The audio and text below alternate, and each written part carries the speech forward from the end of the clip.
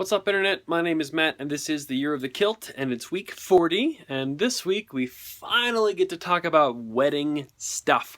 That is to say, the stuff that I wore at my wedding. I didn't want to put on the full kilt and put up the video in case my now wife, then fiance, was watching the channel. Then she might see my full outfit, and then, I don't know, whatever. I didn't get to see her in her dress, so she didn't get to see me in my full outfit, which I am currently wearing. But now that the wedding's done, she knows what it looks like, and the excitement is sort of over, I figured I'd show you people what I ended up doing. So I thought, okay, the first thing I was like, all right, I'm going to buy a wool kilt. I'm going to do the full fucking shenanigans. It's going to be crazy. The whole outfit. And I priced it out, and it was like $2,300. Which is more than her dress cost. And I was just like, no, not doing it. Ain't going to happen. So instead, I started buying those kilts from buyakilt.com, which are sort of generally Pakistani made sort of knockoff acrylic blend kilts. I don't think there's any wool in them, but a kilt, excuse me, a kilt is like $75 instead of like, $1,000. So I decided to go the budget route instead of the full 9-yard shenanigan wool, legit everything route. So I got the Irish tartan and the sporran and the belt from buyakilt.com. The kilts are great. They're Pakistani, cheaply made, whatever, but they're inexpensive kilts, so you buy 3 or 4 and don't worry about it. The accessories they sell are shit.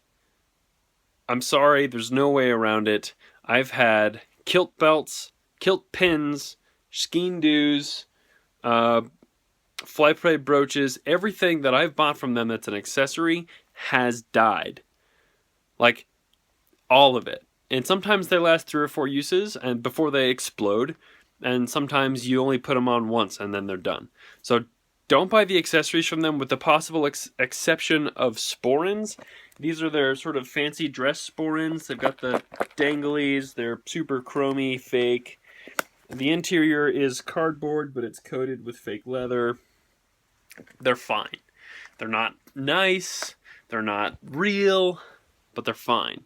And especially because nobody in my family or her family or anybody who's at the wedding knows any different, with the possible exception of a couple people, who cares? It's a sporran. It holds your phone and your cigar or whatever. Sporran's great. The rest of the accessories from buyakilt.com and the other companies and websites that do the same thing and own the same material. Like, I think the company that runs buyakilt.com is also like 3 or 4 other websites with different staff that do the same thing, sell the same product. Don't bother with the accessories from them. Get them from somebody local, like somebody you trust. My Kidder Brothers sporran is infinitely better than this cheap, shitty knockoff sporran, but it doesn't look as fancy. So I wore the fancy one. The shirt I'm wearing is a double breast pocketed military style shirt from Apartment 9. It's also cheap. It's like $17. We got them at Kohls, and we stocked them out. Like, they're no longer carrying the shirt. You can't buy it online. I couldn't find it anymore. So it was on super clearance, and we bought a bunch of them, and me and the groomsmen all wore the shirt and the kilt and the sporran. So the dudes were wearing button-down shirt, kilt, sporran, belt. Most of them just wore their regular belt, and then everybody wore a K-bar. I am of a firm belief that a man in a kilt should always have at least one knife, preferably more. So I made sure that all the boys had nice, brand new K-bars. And you'll see that if you look at the wedding pictures. I'll put a link in the description to my wedding photo album, so you can kind of go through it.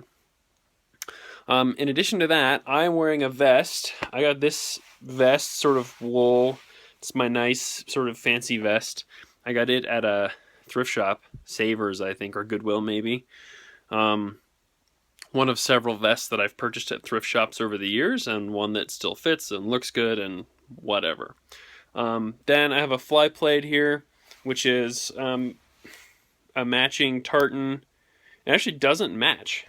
If you look, if I hold the two fabrics together, the yellows aren't quite the same, the whites aren't quite the same, the greens are a little deeper.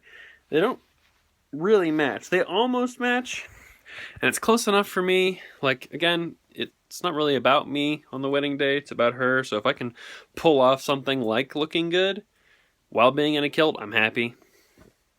So the fly plaid, and then instead of a standard fly plaid brooch, I made my own. We have this thing about leaves.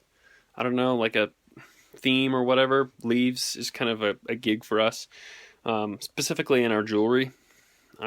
So I made this out of a giant clothespin and like a little leaf pendant thing and some wire. I don't know. It does the job, and I trust what's not a clothespin? What are these things called? Safety pin? I trust the safety pin far more than I trust the broken ass shenanigans of these brooches, which, like, here's the clasp thing part of this brooch, and it's broken as shit because they suck. But a standard safety pin will go a lot longer and last forever, and they're easier to work with than those stupid knockoff Chinese-made, Pakistani-made, whatever brooches. So screw those. Get a whatever this is, safety pin. As far as the kilt pin, I wore a kilt pin. I don't think anybody else had one. Mine was one that Kristen got me for my birthday, and it's in my truck right now, and I'm not going out into the cold to go find it, but you'll have to trust me. There's a picture of it in the wedding album below. So, but that was like it. That was my outfit. I wasn't wearing an undershirt, so I gotta, let the hair come out a little bit.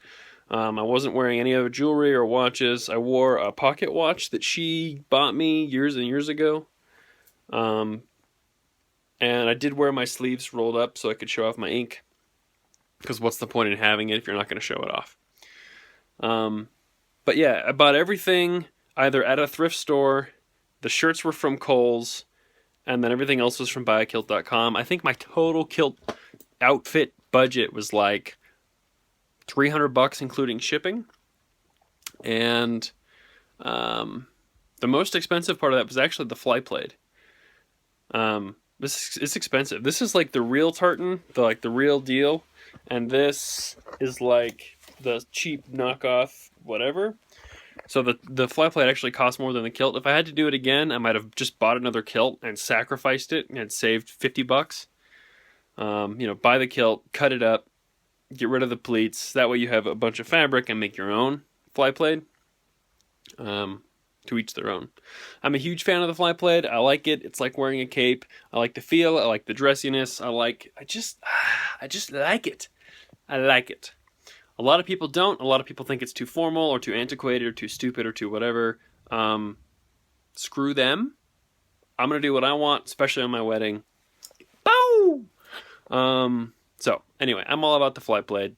They didn't like it. Some people don't like it. Some people do like it. Whatever. The people that don't like the fly plaid are also the people who tend to be kilt cops and be like, oh, you're wearing your kilt wrong, or shit's backwards, or it's not real wool, or blah, blah, blah, blah, blah. As far as footwear and stuff, like at a normal wedding, you would wear like the ghillie brogues and the huge socks and the ski do and all those fucking footwear for kilts is just mind-boggling to me. Ours was a beach wedding. We were on a beach. So everybody went barefoot. The boys, the girls, everybody. Because you can't wear freaking high heels in the sand. And I wasn't about to go spend another $100 on shoes and socks and stuff for me, let alone ask my groomsmen to do the same thing.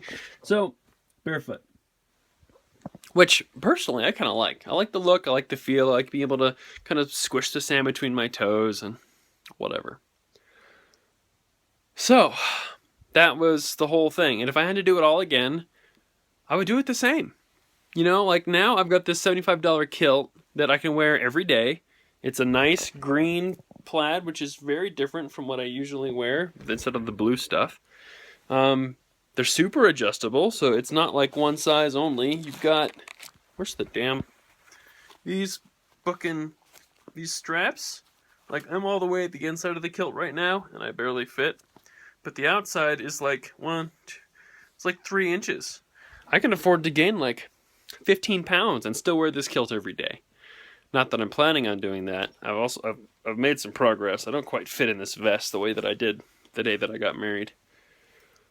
But anyway, I would do it all again. I would do it all for cheap and spend the money on the honeymoon, spend the money on traveling somewhere, spend the money on anything else other than a big expensive wool kilt that I really couldn't afford.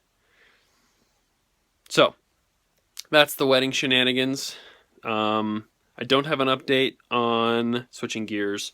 The Utility Kilt Showdown, I'm still waiting for kilts in the mail, but I'm told that they are coming from several different companies. I've added a couple to the invite list, so hopefully that happens soon. There will be like a 2-week break, not in the videos, but in us talking about the showdown, really, while I wear one and put it through its paces. What else was I going to talk about? I know there was something, but I've forgotten it now, so it must not have been important. But anyway, week 40, wearing kilts, kind of the usual. I got new boots. That's what I was going to talk about. Let's go look at my new boots. I've been wearing combat boots, side zip combat boots for years, and I love side zip combat boots, but mine broke. They got holes in them, and they're not waterproof, not even close to waterproof anymore, and they're super shitty, so I bought a new pair. I've been spending $30 on a pair of boots for years, and they go 8 months to a year, and you buy another one. These are $100 boots. 8-inch loggers, and they don't have a side zip on them. So I have to tie them every day, which I've traditionally not been super into. That being said, I got new boots. I'm wearing them, I'm breaking them in, and I will be able to provide a review or at least an opinion on them in the next couple of weeks. So far, I like them. They're big, they're waterproof, they're boots. I'm a boots person. I don't like wearing shoes. I don't like wearing sandals. I like wearing boots.